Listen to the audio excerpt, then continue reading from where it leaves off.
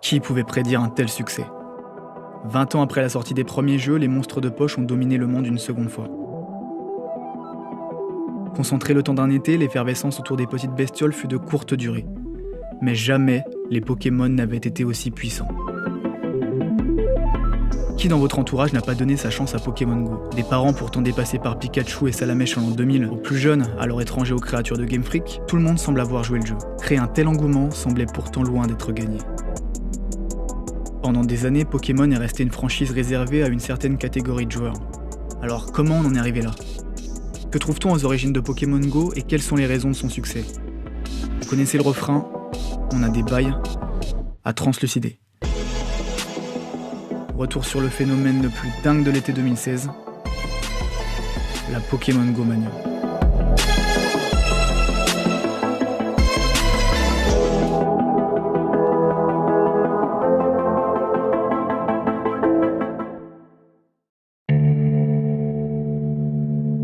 Si la conception de Pokémon est ancrée au Japon, cette histoire, elle, se déroule aux États-Unis.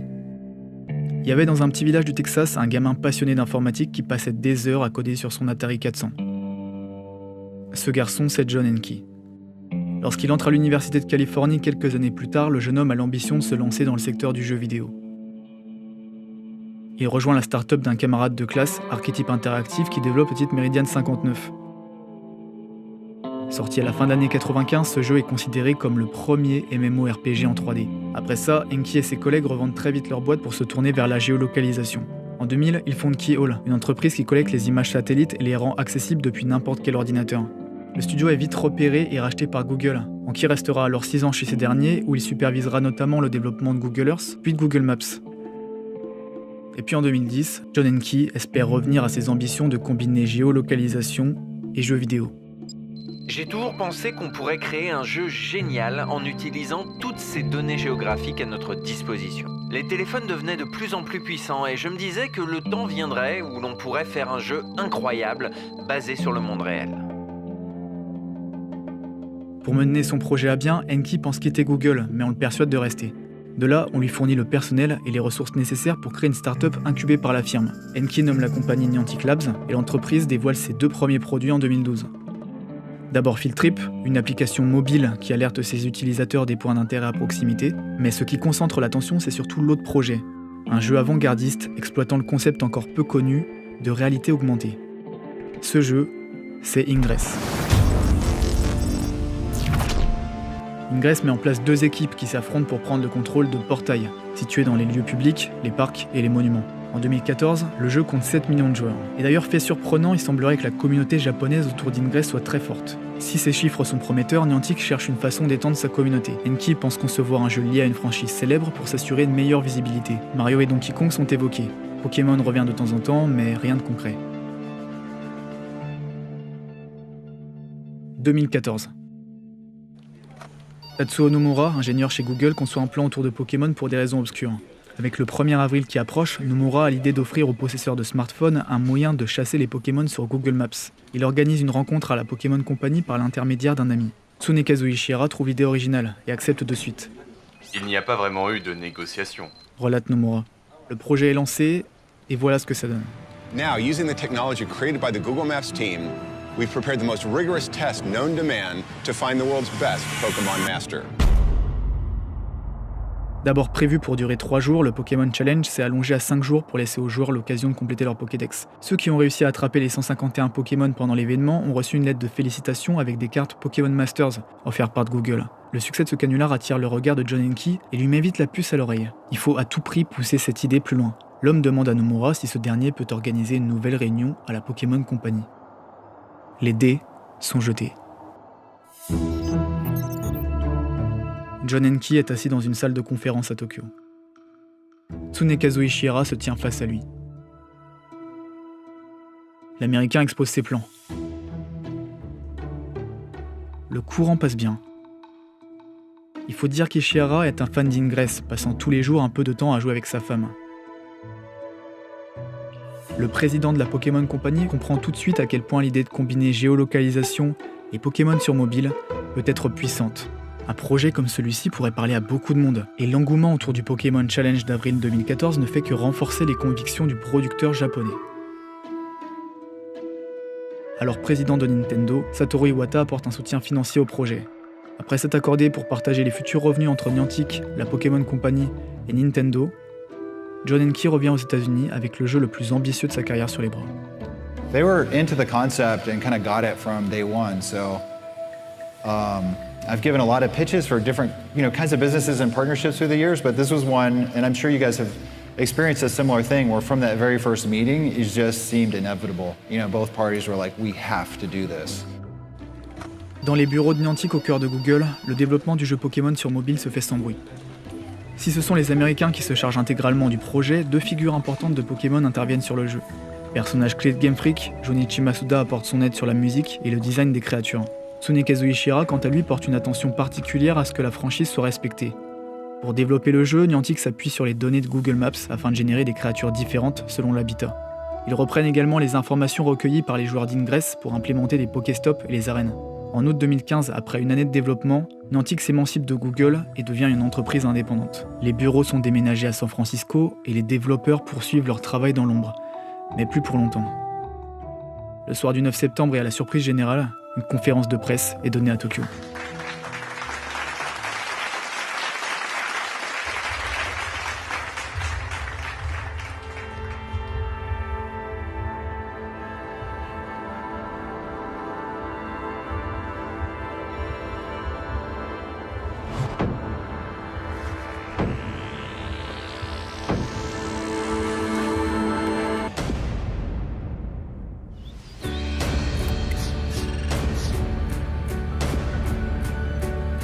Avec 46 millions de vues à ce jour, le trailer de Pokémon Go est de très loin la vidéo la plus regardée sur la chaîne officielle Pokémon. La bande-annonce réussit l'exploit de s'adresser à tous, petits et grands, fans de Pokémon ou non, joueurs confirmés et occasionnels. Côté gamer, pourtant, les avis restent partagés. Sur les sites spécialisés, les commentaires sont teintés d'un certain scepticisme. Alors, il y avait eu le trailer, je me rappelle bien, avec le Mewtwo à New York, là. Ça avait l'air énorme et moi qui suis quelqu'un qui suis fan de la montagne, j'avais adoré le mec qui grimpe et qui trouve l'Articodin là. Et je trouvais ça complètement incroyable. Alors au début on était super hypé parce que c'était genre, il y avait des trailers de fou et on savait pas trop à quoi le jeu allait ressembler. Quand on a vu les premiers screens, on était tous là. C'est de la merde. Quand j'ai vu ça, je me suis dit, j'attends de voir. Franchement, j'attends de voir parce que, je sais pas, ça nous montrait des images un petit peu trop surréalistes et j'avais trop peur d'être déçu après, une fois que j'aurai le jeu dans les mains, me dire « Ah, mais c'est pas du tout ce à quoi je m'attendais, quoi ». Avec une sortie vaguement définie pour 2016, reste maintenant à savoir si Pokémon Go sera le ratage annoncé ou non.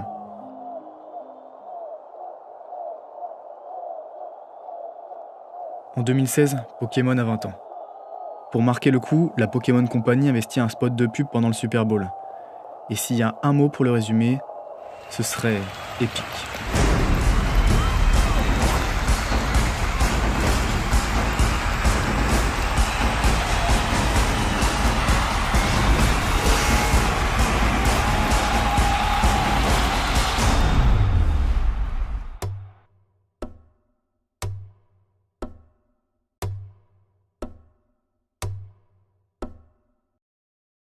Si les moyens sont mis pour présenter la licence sous ce nouvel angle prometteur et réaliste, la communication autour de Pokémon Go sera paradoxalement presque inexistante.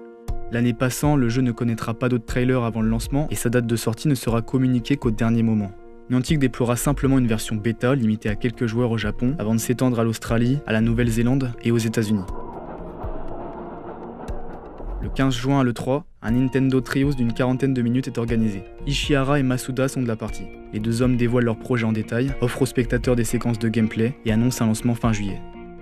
Accessoirement, le Pokémon Go Plus est supposé débarquer en magasin à la sortie de l'application, ce qui ne se passera pas vraiment comme prévu. Le 30 juin, les profils des bêta-testeurs sont supprimés et ce dont personne ne se doute à ce moment, c'est qu'on est à moins d'une semaine d'un phénomène planétaire. Pokémon, it's happening. It's happening. Gotta catch them all. All these people are catching them all. Pokémon Go débarque à l'improviste le 6 juillet 2016 aux États-Unis. Contre toute attente, Son succès est fulgurant.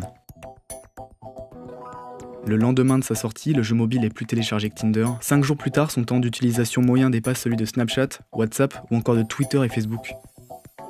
Dans les rues, les joueurs sont partout. On les repère sans difficulté. Ils ont le cou tordu sur leur smartphone, l'index répétant des mouvements circulaires ou verticaux.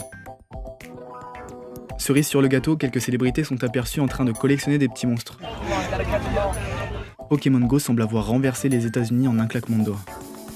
C'est le début de la Pokémon Go mania. Instantanément, le phénomène fait le tour du web.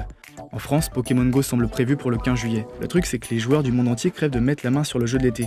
Avec Pokémon Go, Joël a redécouvert sa ville. Dans le jeu, par exemple, l'église est devenue l'arène où s'affrontent les dresseurs. Mais pour l'instant, Joël est un peu seul, car les dresseurs français sont encore peu nombreux.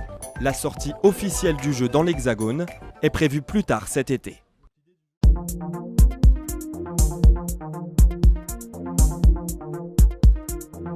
Sur les sites spécialisés, des méthodes sont proposées pour se procurer Pokémon Go en avance. De nombreuses personnes se retrouvent alors dans les rues françaises au début du mois de juillet à capturer les monstres de leur enfance. Les premiers joueurs remarquent vite que de nombreux bugs entravent Pokémon Go. Problèmes de connexion, Pokémon impossible à capturer, écran qui se fige. Les serveurs sont saturés et la jouabilité est encore plus affectée hors États-Unis, où l'application n'est même pas encore sortie. Il faut dire que chez Niantic, c'est un peu la panique. Personne n'avait prédit un tel succès. Si Pokémon Go est déployé un peu partout en Europe le 15 juillet, le jeu sera repoussé d'une dizaine de jours en France à cause des attentats de Nice, ce qui n'empêchera pas le phénomène d'atteindre des sommets avant sa sortie officielle. Même s'ils sont interdits, de grands rassemblements s'organisent déjà. Les joueurs sont à fond. Pokémon Go réalise l'exploit de conquérir un pays avant même d'y être sorti officiellement. Avant la sortie du jeu, on observait sur le site Pokémon des pics de visiteurs absolument phénoménal. Il y avait 200 000 visiteurs par jour. Direct avec Pokémon France, Pokémon Trash, on s'était alliés pour organiser le premier rassemblement Pokémon Go en France. Et on l'avait fait au Jardin de Luxembourg. Sauf problème, Jardin de Luxembourg, c'est à côté du Sénat. Et il y avait, je sais plus combien, mais des dizaines de milliers de personnes. Enfin, je m'en souviens plus du chiffre, mais c'était beaucoup trop élevé les gens qui avaient proposé de venir. Donc, on s'était fait appeler par la police. Enfin bref, on a vu des petits problèmes de politique. Et du coup, on a dû annuler. Mais on y est quand même allé. Parce qu'on savait que les gens allaient quand même venir. Il y avait plein de monde, il y avait les télés. La plus belle anecdote là-dessus, c'est qu'on est le 14 juillet. On a fait la une de TF1 avant même François Hollande. François Hollande, tout le monde s'en foutait, c'était Pokémon Go, Pokémon Go. Et il y avait la première ouverture du journal Pokémon Go, le rassemblement interdit, avec nous qui jouons, avec Samy, Mathieu et moi-même. Pokémon Go sort finalement le 24 juillet en France et le phénomène continue de prendre de l'ampleur. À ce moment, le jeu est disponible dans 37 pays et cumule plus d'une centaine de millions de téléchargements. Il n'aura pas fallu 3 semaines aux monstres de poche pour dominer le monde une seconde fois.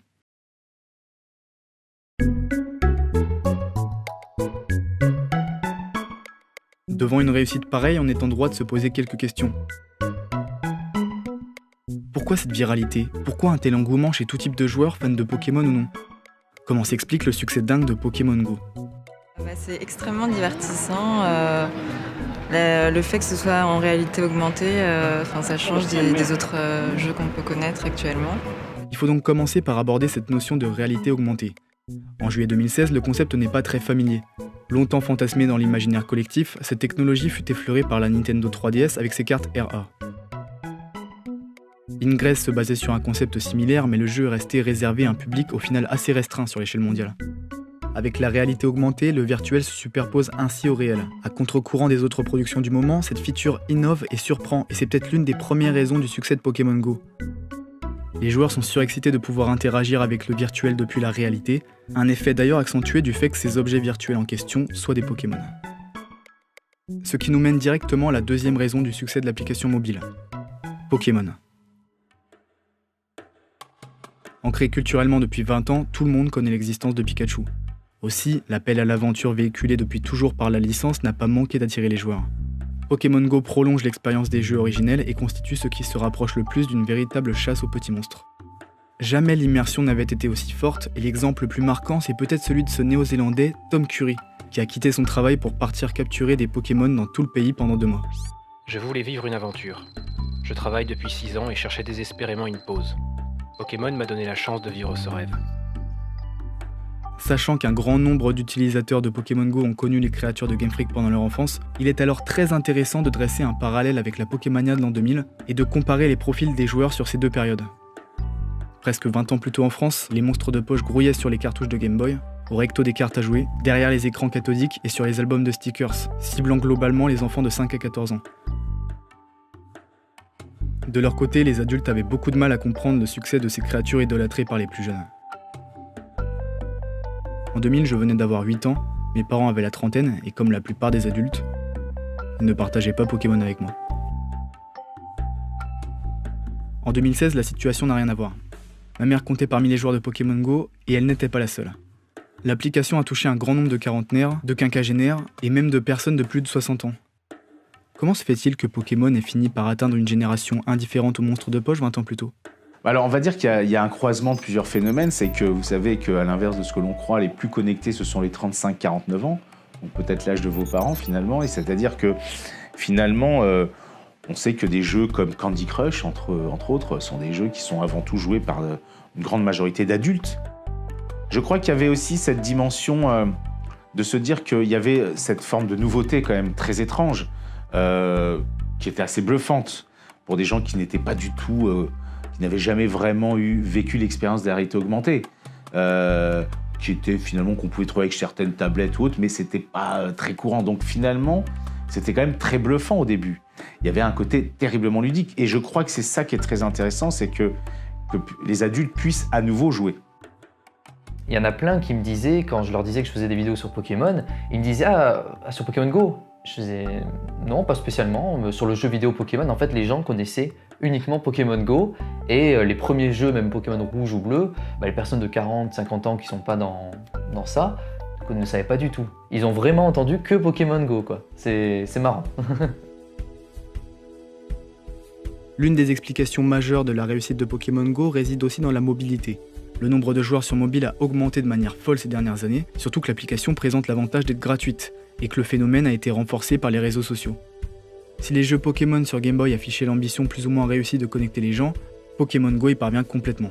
Les joueurs sortent de chez eux pour s'amuser, se retrouver et rencontrer d'autres joueurs facilement repérables. Et même sans que la fonctionnalité d'échange soit disponible, les dresseurs partagent leur expérience et leurs captures. Psychologue spécialiste du jeu vidéo, Vanessa Lalo souligne: On a besoin des uns et des autres parce qu'on est seul dans notre société. Même si la surcommunication est permanente avec les réseaux, c'est une communication superficielle. Nous manquons de rencontres humaines. Bon alors, il faut savoir que la chasse aux Pokémon, donc Pokémon Go, c'est intéressant et ça a justement plu parce que c'était aussi une façon de sortir le jeu vidéo dans la rue. Alors donc, suivant les classes d'âge, c'est intéressant pour les parents, par exemple, de sortir avec leurs enfants parce que ça fait des sorties familiales. Et donc, il y a tout un attrait de la balade en famille autour de cette passion commune et transmise des Pokémon. Et puis pour les ados, évidemment, c'est l'idée de se retrouver en groupe, en bande. Et donc, il y a cette dimension de sortie sociale qui est extrêmement prisée. Et surtout, voilà, ça montre que le jeu, c'est pas tellement ce n'est pas seulement le contenu, ce qu'on appelle le game en fait, mais c'est aussi le play, c'est-à-dire c'est jouer, c'est l'expérience. Et donc Pokémon Go, ça a remis aussi un peu en scène l'expérience du jeu et que jouer, c'est une pratique sociale. Pokémon Go. Pokémon Go. Pokémon Go. Pokémon Go. Pokémon Go. En bon phénomène de société, Pokémon Go fait énormément parler de lui à travers différents médias. Que ce soit pour ses qualités ou ses controverses, l'encre et le sang versés sur le jeu contribuent à étendre son succès. Il est temps de revenir sur un buzz au mi-visage.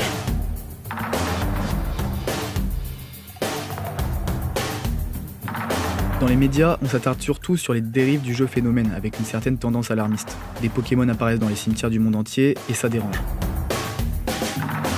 Pire, des petits monstres sont générés sur des lieux de mémoire, comme ce fut le cas à Auschwitz, en Pologne. Et ça n'a pas été la seule bourde de Pokémon Go.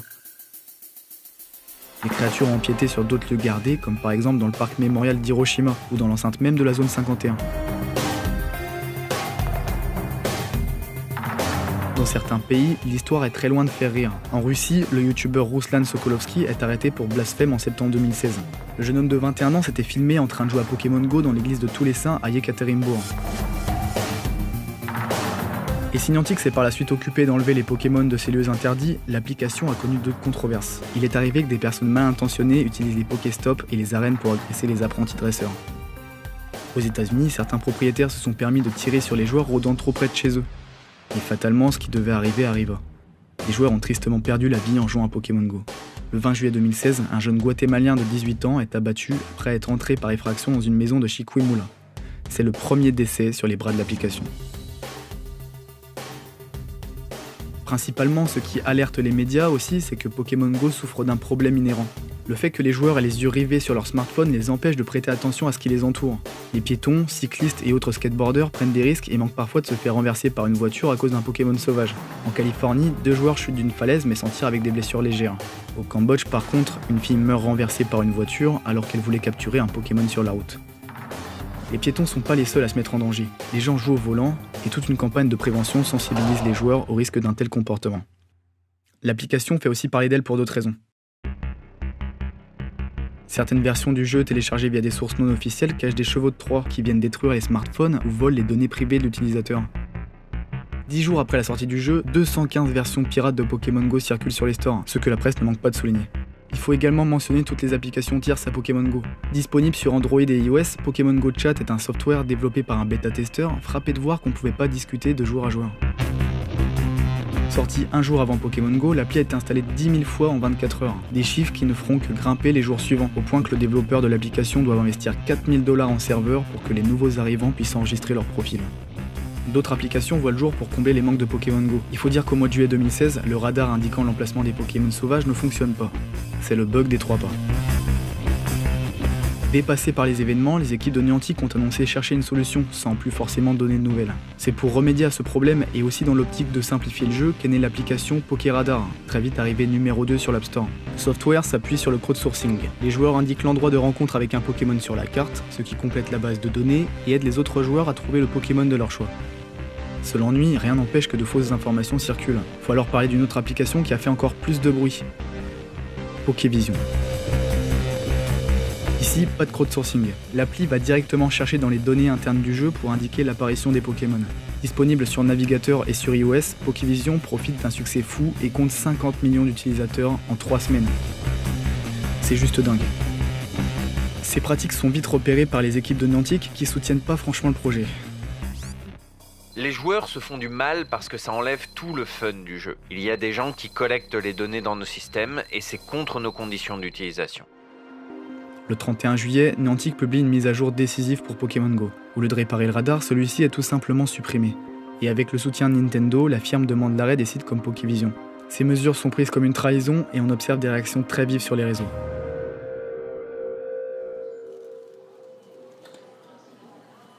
Pokémon Go, c'est la mine d'or de l'été 2016 et ça aussi, ça fait pas mal de bruit.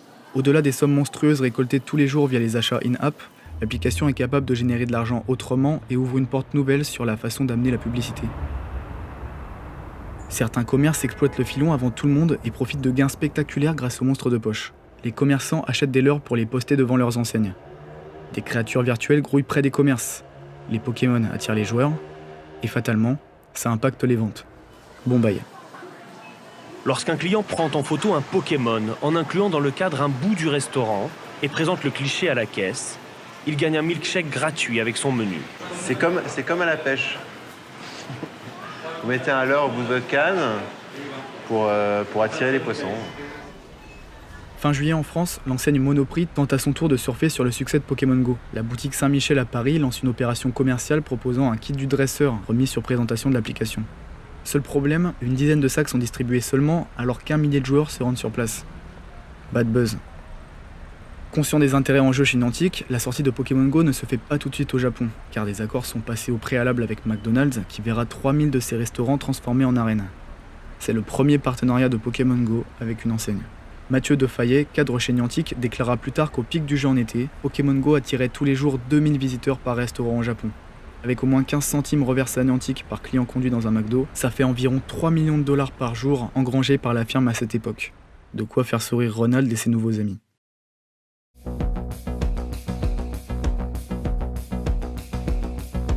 Si tout le buzz autour du jeu de l'été 2016 arbore différentes facettes, il y a un point qui mérite d'être analysé en détail. Pourquoi une telle passion autour de Pokémon Go ? Pourquoi un attachement aussi fort concernant les différentes équipes du jeu ? On a pu assister à des déferlements passionnels sur les réseaux dès que les joueurs étaient contrariés, mais il faut revenir sur le fait que 59% des utilisateurs déclarent avoir joué en conduisant. Prendre autant de risques pour capturer un Pokémon, c'est insensé, non ? Que pensez des mouvements de foule ? Vous avez sûrement déjà vu ces images montrant l'apparition d'un Aquali en plein Central Park. Est-ce que cette séquence surréaliste vous dit quelque chose ? Le 22 août 2016, les joueurs ont littéralement retourné une rue à Taïwan pour capturer un Ronflex. Alors d'accord, les jeux profitent d'un succès monstre, mais les réactions des joueurs, leur obsession, d'où est-ce que ça vient ? Du point de vue interne, dans la logique même du jeu, du gameplay, c'est évident qu'en effet, c'est une chasse au trésor. Et donc le trésor, c'est le Pokémon rare, celui qui est le Pokéstop le plus caché, le plus inattendu. Donc c'est vrai qu'il y a une dimension, pour le coup, chasseur d'or, et donc qui va supposer qu'on est prêt à tout faire, à chercher le Pokémon en voiture, donc à prendre des risques. Donc voilà, dans la logique même du gameplay, il y avait un peu cette dimension un peu addictive, un peu radicale, un peu extrémiste dans certains types de comportements. La logique du jeu engendre certains comportements excessifs, d'accord. Mais la question qui me vient en tête en prenant un certain recul finalement, c'est est-ce qu'on n'a pas juste pété un plomb pendant l'été 2016 ? Certains médias qui sont allés trop loin ont parlé d'hystérie de masse. Comment est-ce qu'on peut expliquer ça ? Mon hypothèse était justement que Pokémon Go finalement était une sorte de hit de l'été, et donc on avait vis-à-vis de ce hit de l'été la même réaction qu'on a vis-à-vis d'un succès, soit de cinéma, soit de musique, comme on l'a connu dans l'histoire de la culture de masse, de la culture populaire. Donc. On va dire que ça soit un jeu, un film, un groupe de musique ou autre, dès que les choses ont beaucoup de succès, ça peut provoquer ce que vous évoquez par hystérie de masse, ou en tout cas la foule. Et comme vous savez, la foule en soi, en général, est rarement très intelligente.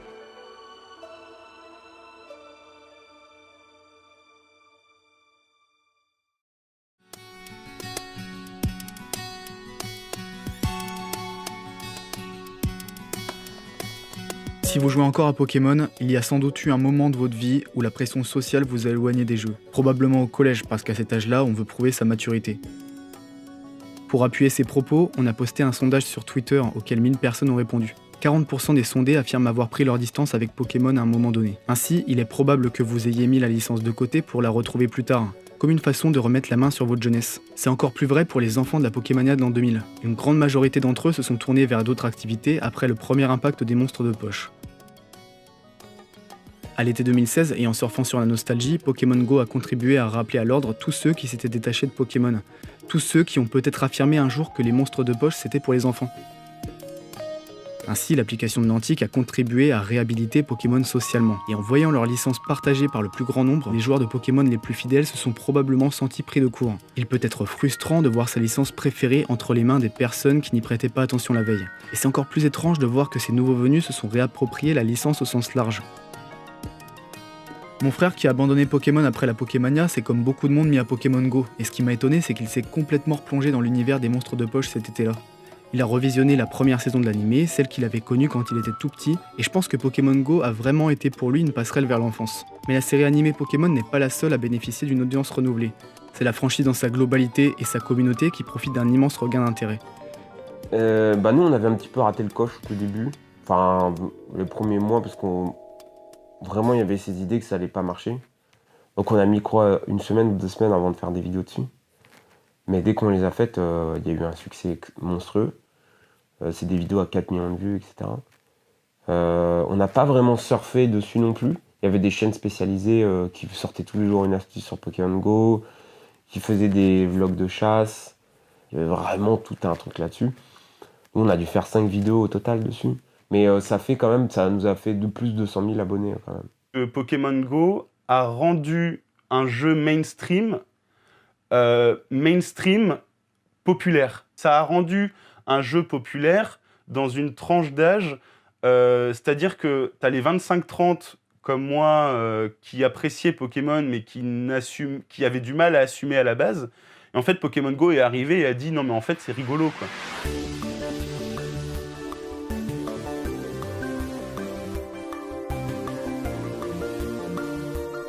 Fin août, Pokémon Go est disponible dans plus de 70 pays et les profits de l'application se chiffreraient à 10 millions d'euros par jour. Combien de semaines avant que l'engouement ne s'essouffle? Combien de jours avant que les défauts inhérents du jeu ne rattrapent les joueurs? Retour sur l'agonie d'un phénomène de mode.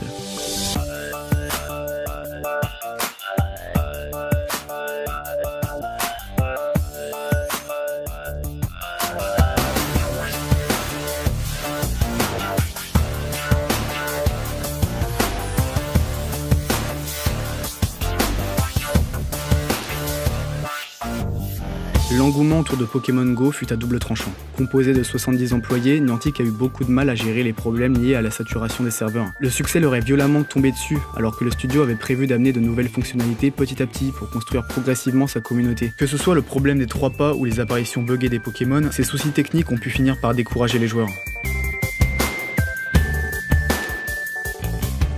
Autre contrainte, limiter le bestiaire à 150 créatures seulement. Et où sont passés les Pokémon légendaires? Les combats de raid teasés dans le trailer de lancement où l'on apercevait une foule de joueurs affronter un Mewtwo déchaîné ne seront implémentés que pendant l'été 2017. Et bon, il faut dire aussi que pendant la Pokémon Go Mania, on n'a pas vu la couleur des combats entre joueurs, et qu'il était impossible de s'échanger des monstres de poche. Pour un jeu Pokémon, c'est quand même pas terrible. On va éviter de revenir sur le Pokémon Go Plus qui de son côté a complètement loupé le coche et n'est sorti qu'au mois de septembre. Sans parler de son prix inabordable. Mais ce qu'il faut souligner surtout, c'est qu'à son lancement, Pokémon Go manquait cruellement d'objectifs et que les gens ont fini par se lasser. L'application est peut-être sortie trop tôt. L'engouement autour de Pokémon Go a fini par s'essouffler et les anciens joueurs ont souvent été les premiers à stigmatiser leur ancien passe-temps.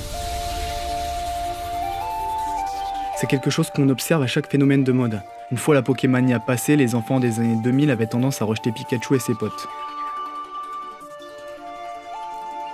Il en va de même pour Pokémon Go. En quelques semaines, tout l'intérêt autour de la licence est parti en fumée, et pour certains youtubeurs, le coup a été dur.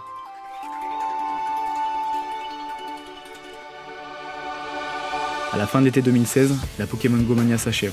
Une communauté de joueurs fidèles émerge, bien loin du phénomène de mode.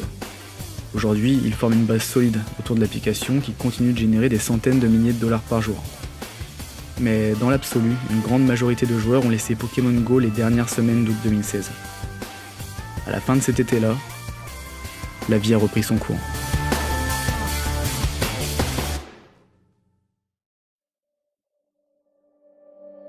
Pourquoi se concentrer sur l'été 2016 ? On manque peut-être encore de recul, mais je crois que ces 2 mois sont un pivot dans l'histoire de Pokémon et plus largement dans celle du jeu vidéo. J'ai toujours pensé que la folie des monstres de poche resterait gravée dans mes souvenirs d'enfance. Quand j'incarnais Red sur Game Boy, j'imaginais à peine le jour où la technologie serait capable de générer des Pokémon dans ma ville. Pokémon Go, ça a été un appel à la liberté, un rêve de gosse qui se matérialise. Et le monde n'était pas prêt. Le monde n'était pas prêt parce que Pokémon Go, c'est le futur qui s'est invité plusieurs années en avance. Ce qu'on a vécu, c'est le Woodstock d'une nouvelle ère, les premiers jours festifs d'un règne nouveau, avant que les acteurs de cette configuration inédite ne retournent dans l'ombre. Mais rien n'est terminé pour autant. Chez Niantic, de nouvelles technologies sont testées en permanence, toutes les unes plus prometteuses que les autres. John Henke veut faire de la réalité augmentée le jeu de demain. D'ici quelques années, de nouveaux mondes seront à notre portée, l'immersion sera totale, tout va changer. Alors peut-être que ce jour-là, on aura des jeux à la hauteur de cette bande-annonce du 9 septembre 2015. Peut-être que ce jour-là, vraiment, on pourra attraper des Pokémon rares dispersés aux 4 coins du monde. En attendant, on peut ranger Pokémon Go dans la bibliothèque de nos souvenirs les plus agréables. Rappelez-vous ces 2 mois suspendus dans le temps. Un été à effleurer notre enfance sur un écran 5 pouces.